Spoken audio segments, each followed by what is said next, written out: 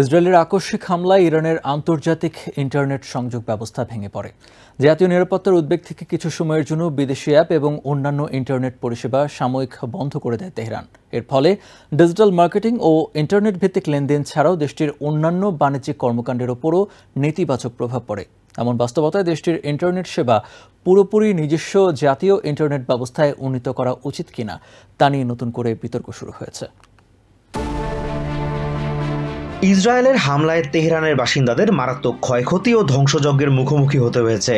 সংঘাতের সময় ইরানে ইন্টারনেট সেবা সীমিত হওয়ার কারণে অনলাইন বাণিজ্য কার্যক্রমে স্থবিরতা নেমে আসে। জাতীয় নিরাপত্তার বিষয়টিকে ঢাল হিসেবে ব্যবহার করে ইন্টারনেট বন্ধের বিষয়টিকে ন্যায্যতা দেওয়ার চেষ্টা করে তেহরান। ইরান সরকারের মুখপাত্র ফাতেমে মোহাজেরানি সংঘাতের সময় ইন্টারনেট ব্যবহার করে ড্রোন হামলা করা হয়েছিল বলে জানান। ইন্টারনেট বন্ধ হওয়ার কারণে অনেক ই-কমার্স বিজনেস প্ল্যাটফর্মকে ভোগান্তিতে পড়তে হয়। অনলাইন ভিত্তিক একটি ব্যবসা প্রতিষ্ঠানের মালিক মিনা কামরান ব্যবসার ক্ষতির কথা তুলে ধরেন। ইরানের রাষ্ট্রীয় টেলিভিশনে হোয়াটসঅ্যাপ সহ বিদেশি বিভিন্ন অ্যাপের নিরাপত্তা ঝুঁকি সম্পর্কে সতর্কতামূলক প্রতিবেদন প্রচার করা হয়। স্থানীয় বিকল্পগুলোকে নিরাপদ হিসেবে তুলে ধরা হয় প্রতিবেদনে। নতুন করে বিতর্ক শুরু হয় জাতীয় ইন্টারনেট সেবা ঘিরে। সাইবার স্পেশালিস্ট মোহাম্মদ কেশবারি মনে করেন, জাতীয় ইন্টারনেট সেবা অনেকটা বদ্ধ ঘরে আটকে থাকার মতো। তবে এই বিতর্কের ভিন্ন মত রয়েছে। ইউনিভার্সিটি অফ তেহরানের সোশ্যাল কমিউনিকেশন স্টাডিজ ডিপার্টমেন্টের অ্যাসিস্ট্যান্ট প্রফেসর মাজিদ সোলাইমানি মনে করেন, জাতীয় ইন্টারনেট কেবল ইরান নয়, বিশ্বের সকল দেশের জন্যই প্রয়োজনীয়। এর ফলে বিশ্বব্যাপী ইন্টারনেটের গতি উন্নত হবে এবং নিরাপত্তা ঝুঁকি কমবে। ইন্টারনেট নীতিমালা নিয়ে বিতর্কের বাইরেও অনেক মানুষ কেবল যোগাযোগ রক্ষা করার বিষয়ে উদ্বিগ্ন। ইন্টারনেট সেবার দুর্বলতা কেবল অনলাইন ব্যবসার জন্যই নয়,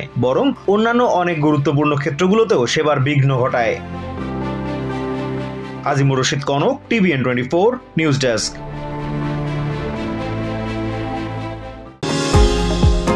নিউ ইয়র্ক থেকে সম্প্রচারিত TVN24 টেলিভিশন বিশ্বজুড়ে বাঙালির কণ্ঠস্বর।